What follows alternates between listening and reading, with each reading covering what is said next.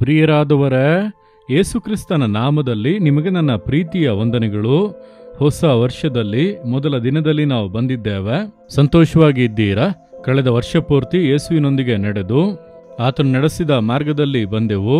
ಪ್ರತಿನಿತ್ಯ ನಮ್ಮೊಟ್ಟಿಗೆ ಮಾತನಾಡಿದನು, ಧೈರ್ಯಪಡಿಸಿದನು, ಆಶೀರ್ವದಿಸಿದನು. ಈ ಹೊಸ ವರ್ಷದಲ್ಲಿ ಕೂಡ ಯೇಸುವಿನೊಂದಿಗೆ ನಡೆಯುವುದನ್ನು ಬಿಟ್ಟು ಬಿಡಬಾರದು. ಪ್ರತಿನಿತ್ಯ ಆತನೊಂದಿಗೆ ನಡೆಯಬೇಕು, ಆತನ ಸ್ವರವನ್ನು ಕೇಳಬೇಕು, ಆತನೊಂದಿಗೆ ನೀವು ಮಾತನಾಡಬೇಕು. ಆಗ ನಿಮ್ಮ ಜೀವಿತ ಆಶೀರ್ವಾದವಾಗಿ ಇರುತ್ತದೆ. ಸರಿ, ಹೊಸ ವರ್ಷಕ್ಕೆ ದೇವರು ಯಾವ ವಾಗ್ದಾನವನ್ನು ಇಟ್ಟಿದ್ದಾರೆ, ನನಗೆಂದು ಯಾವ ವಾಕ್ಯವನ್ನು ಇಟ್ಟಿದ್ದಾರೆ ಎಂಬುದಾಗಿ ತಿಳಿಯಲು ಆಸಕ್ತಿಯಿಂದ ಕಾದಿದ್ದೀರಲ್ಲ? ವಿಮೋಚನ ಕಾಂಡ 20ನೇ ಅಧ್ಯಾಯ 24ನೇ ವಾಕ್ಯ. ನಾನು ನಿಮ್ಮ ಬಳಿಗೆ ಬಂದು ನಿಮ್ಮನ್ನು ಆಶೀರ್ವದಿಸುವೆನು. ದೇವರು ಹೇಳುತ್ತಾರೆ, I will come to you and I will bless you.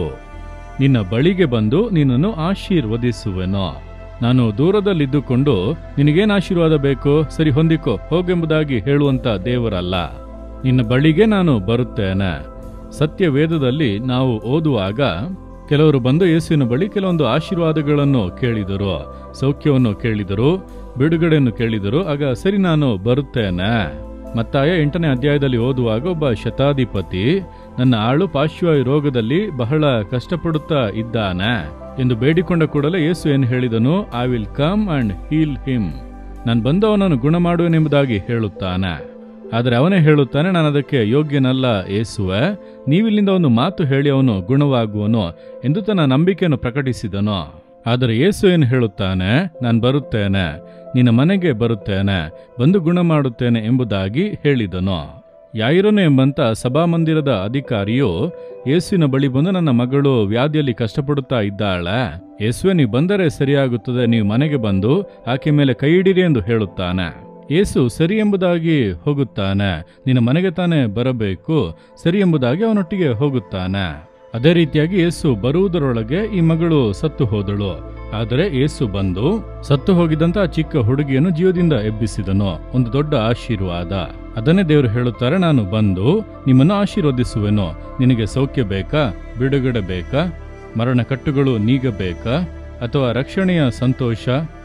ಲೂಕ 19ನೇ ಅಧ್ಯಾಯದಲ್ಲಿ ಯೇಸು ಒಬ್ಬ ಮನುಷ್ಯನನ್ನು ನೋಡಿ, ನಾನು ನಿನ್ನ ಮನೆಗೆ ಬರುತ್ತೇನೆ, ನಿನ್ನ ಮನೆಯಲ್ಲಿ ನಾನು ಇಳುಕೊಳ್ಳುತ್ತೇನೆಂದು ಹೇಳುತ್ತಾನೆ ಜಕ್ಕಯ್ಯನು ಎಂಬಂತ ಒಬ್ಬ ವ್ಯಕ್ತಿಗೆ. ತಕ್ಷಣ ಅವನು ಪಾಪಗಳನ್ನು ಬಿಟ್ಟು ಮನ ತಿರುಗುತ್ತಾನೆ. ನನ್ನ ಆಸ್ತಿಯಲ್ಲಿ ಅರ್ಧವನ್ನು ನಾನು ಬಡವರಿಗೆ ಕೊಡುತ್ತೇನೆ. ಯಾರ ಬಳಿಯಲ್ಲಾದರೂ ಅನ್ಯಾಯವಾಗಿ ತೆಗೆದುಕೊಂಡಿದ್ದರೆ ಅವರಿಗೆ 4ರಷ್ಟಾಗಿ ಹಿಂತಿರುಗಿಸುತ್ತೇನೆ. ಏಮಾರಿಸಿ ತೆಗೆದುಕೊಂಡಿರುವುದನ್ನೆಲ್ಲ ಹಿಂತಿರುಗಿಸಿ ಕೊಡುತ್ತೇನೆಂದು ಹೇಳುತ್ತಾನೆ. ಆಗ ದೇವರು ಇಂದು ಈ ಮನೆಗೆ ರಕ್ಷಣೆ ಉಂಟಾಯಿತು ಎಂಬುದಾಗಿ ಹೇಳುತ್ತಾನೆ. ರಕ್ಷಣೆ, ಪಾಪ ಕ್ಷಮಾಪಣೆ ಎಂಬಂತ ಆಶೀರ್ವಾದ. ಹಾಗಾದರೆ ಯೇಸು ಒಬ್ಬ ಮನುಷ್ಯನ ಜೀವಿತದಲ್ಲಿ ಬರುವಾಗ, ಒಂದು ಮನೆಗೆ ಬರುವಾಗ, ಮೊದಲನೆಯದಾಗಿ ಪಾಪ ಕ್ಷಮಾಪಣೆ ಎಂಬಂತ ಸಮಾಧಾನ, ಆ ಒಂದು ಆಶೀರ್ವಾದ. ಎರಡನೆಯದಾಗಿ ವ್ಯಾಧಿಯನ್ನು ನೀಗಿಸಿ ಪೂರ್ಣ ಸೌಖ್ಯ, ಆರೋಗ್ಯ ಎಂಬಂತ ಆಶೀರ್ವಾದ. ನೋಡಿ, ನಮ್ಮ ಮನೆಗೆ ಆತನು ಬಂದನು. ನಾನು ಮರಣದ ಹಾಸಿಗೆಯಲ್ಲಿ ಡಾಕ್ಟರ್ಸ್ ಎಲ್ಲ ಕೈಬಿಟ್ಟು ಸಾಯಲು ಬಿದ್ದಿದ್ದಾಗ ನಮ್ಮ ಮನೆಗೆ ಯೇಸು ಕ್ರಿಸ್ತನು ಬಂದನು. ನೇರವಾಗಿ ನಮ್ಮ ಮನೆಯೊಳಗೆ ಬಂದು, ನೀವು ಹಿಂದೂಗಳು, ನಿಮ್ಮ ಮನೆಯಲ್ಲಿ ಫೋಟೋಗಳು, ದೀಪ ಎಲ್ಲ ಇದೆ, ನಾನು ನಿಮ್ಮ ಮನೆಯೊಳಗೆ ಬರುವುದಿಲ್ಲ ಎಂಬುದಾಗಿ ಯೇಸು ಹೊರಗೆ ನಿಲ್ಲಲಿಲ್ಲ. ಅದುವೇ ಯೇಸುವಿನ ಪ್ರೀತಿ. ಆತನು ಧರ್ಮಗಳಿಗೆಲ್ಲ ಮೀರಿದವನು.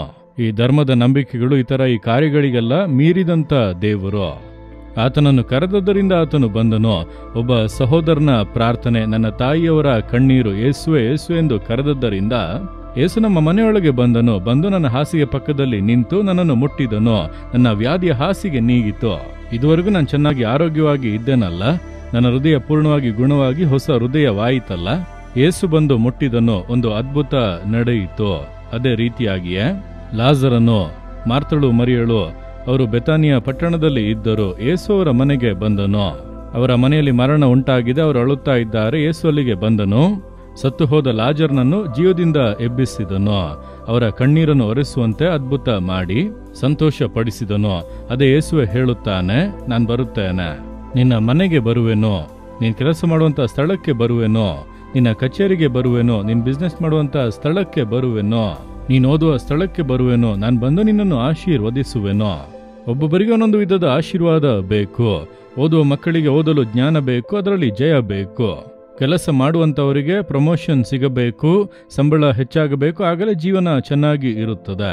ಬಿಸ್ನೆಸ್ ಮಾಡುವವರಿಗೆ ಬಿಸ್ನೆಸ್ ಆಶೀರ್ವದಿಸಲ್ಪಡಬೇಕು, ತಡೆಗಳೆಲ್ಲ ನೀಗಬೇಕು, ಬರಬೇಕಾದ ಹಣವೆಲ್ಲ ಬರಬೇಕು, ವ್ಯಾಪಾರ ಚೆನ್ನಾಗಿ ನಡೆಯಬೇಕು, ಈ ರೀತಿ ಆಶೀರ್ವಾದ. ಸೇವೆ ಮಾಡುವಂಥವರಿಗೆ ಸೇವೆಯಲ್ಲಿ ಆತ್ಮಗಳು ಬರಬೇಕು, ಆಶೀರ್ವಾದ ಉಂಟಾಗಬೇಕು. ಕುಟುಂಬ ಸ್ತ್ರೀಯರಿಗೆ ಕುಟುಂಬದಲ್ಲಿ ಸಮಾಧಾನ ಇರಬೇಕು, ಕುಟುಂಬ ಆಶೀರ್ವಾದವನ್ನು ಹೊಂದಬೇಕು. ಪ್ರತಿಯೊಬ್ಬೊಬ್ಬರಿಗೂ ಒಂದೊಂದು ರೀತಿಯ ಆಶೀರ್ವಾದ.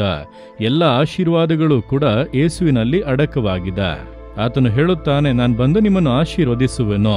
ನಿಮಗೆ ಯಾವ ಆಶೀರ್ವಾದ ಬೇಕು? ನೀವದನ್ನು ನಂಬಿರಿ. ದೇವರೇ, ನೀವು ನನ್ನ ಜೀವಿತದಲ್ಲಿ ಬಂದು ನನ್ನನ್ನು ಆಶೀರ್ವದಿಸಿ ಎಂದು ಹೇಳಿರಿ, ಆಶೀರ್ವಾದ ಬರುತ್ತದೆ. ದೇವರೇ, ಈ ಮಗನು, ಈ ಮಗಳು, ನೀವು ಅವರ ಜೀವಿತದಲ್ಲಿ ಬಂದು ಅವರನ್ನು ಆಶೀರ್ವದಿಸಬೇಕು. ದೇವರೇ, ನೀವು ಬಂದು ನನ್ನನ್ನು ಆಶೀರ್ವದಿಸಿ ಎಂಬುದಾಗಿ ಕೇಳುತ್ತಾರೆ. ಅವರ ಜೀವಿತದಲ್ಲಿ, ಅವರ ಮನೆಯೊಳಗೆ ನೀವು ಬರಬೇಕು.